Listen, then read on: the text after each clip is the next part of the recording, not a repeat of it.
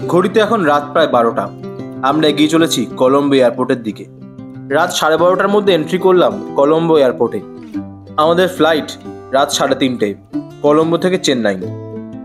এখন প্রায় 2 ঘন্টা ওয়েট করতে হবে বোর্ডিংয়ের জন্য। এয়ারপোর্টে এন্ট্রি করে একবার সিকিউরিটি চেকিং হয়ে এখানে আবার ডাকলো সিকিউরিটি চেকিংয়ের জন্য। এখন 1 ঘন্টা বসে থাকা ছাড়া আর কোনো কাজ নেই। রাত 2:45 বোর্ডিং স্টার্ট হলো, আর 45 মিনিট পর আমরা শ্রীলঙ্কার মাটি ছেড়ে উঠে যাব আকাশে।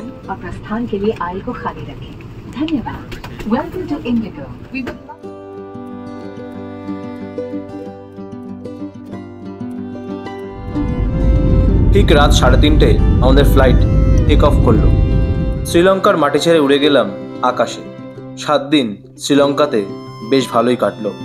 অনেক মজা, অনেক স্মৃতি, আর অনেক অনেক সুন্দর সুন্দর জায়গার ছবি চোখে ভাসছে। আমার আশেপাশে তখন সবাই গভীর ঘুমে মগ্ন। ঘড়িতে তখন ভোর 4:35।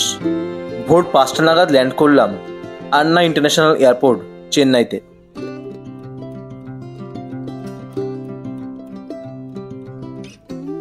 চলে এলাম বেল্টে লাগেজ নিতে।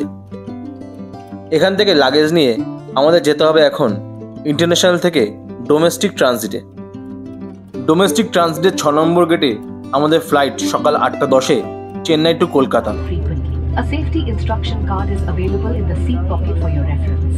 Secure your seat belt by inserting the metal tip into একদম কারেক্ট টাইমে সকাল 8:10 ফ্লাইট টেক অফ করলো চেন্নাই থেকে কলকাতার উদ্দেশ্যে।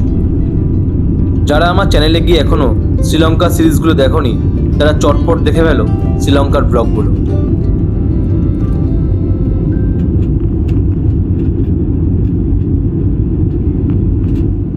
বাইরের দিকে তাকিয়ে কখন যে ঘুমিয়ে পড়েছি নিজেই জানি না।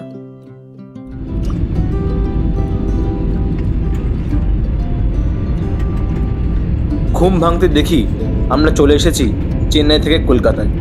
আমাদের ফ্লাইট তখন কলকাতা এয়ারপোর্টে ঢুকছে ল্যান্ড করার জন্য। কলকাতায় এলাম আর যথারীতি বৃষ্টি শুরু। Stay connected for more videos.